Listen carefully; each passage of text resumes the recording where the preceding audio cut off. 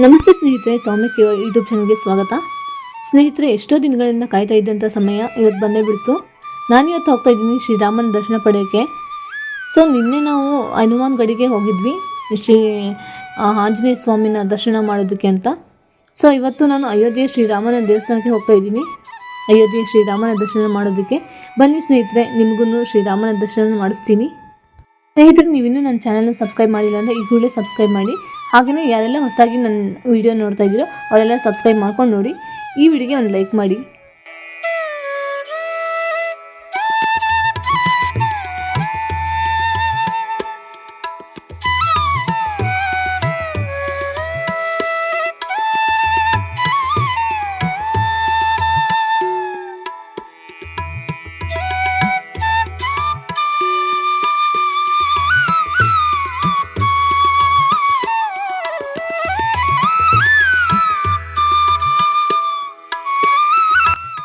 Night ಟೈಮಲ್ಲಿ lighting ಹಾಕಿದಾಗ ಯಾವ ಥರ ಕಾಣಿಸುತ್ತೆ ಅಂತ ನೋಡಿ.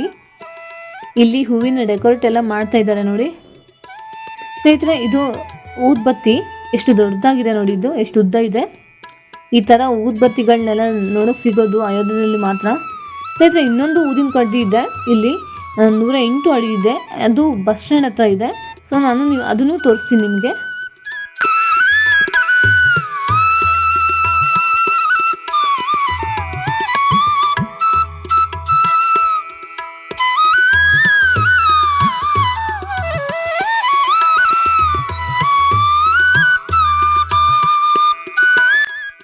ಇದು ಒಂದೇ ಅಲ್ಲ, ಅಲ್ಲಲ್ಲಿ ನಿಲ್ಲಿಸಿದ್ದಾರೆ ನೋಡಿ ಊರಿನ ಕಡ್ಡಿನ. ಎಷ್ಟು ಟೈಟ್ ಸೆಕ್ಯೂರಿಟಿ ಇದೆ ನೋಡಿ ಅಯೋಧ್ಯೆಯಲ್ಲಿ.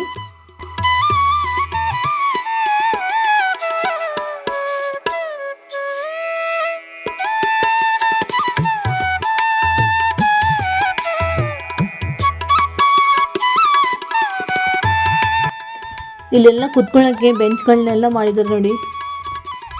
ಡಿಸೈನ್ಸ್ ಎಲ್ಲ ಎಷ್ಟು ಚೆನ್ನಾಗಿ ಮಾಡಿದ್ದಾರೆ.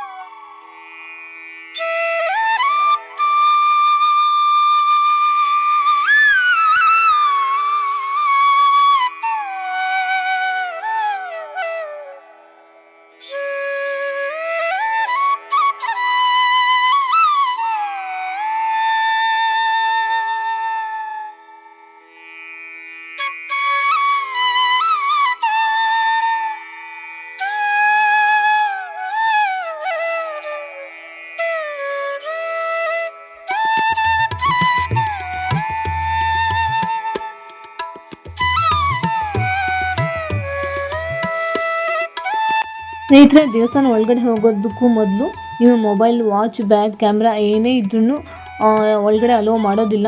ಇಲ್ಲೇ ಲಾಕರಲ್ಲಿ ಇಟ್ಬಿಟ್ಟು ಹೋಗಬೇಕು. ಹಾಗೆಯೇ ನಮ್ಮ ಸ್ಲಿಪ್ಪರ್ಸ್ ಕೂಡ ಬಿಡೋದಕ್ಕೆ ಅಂತ ಇಲ್ಲಿ ಚಪ್ಪಲಿ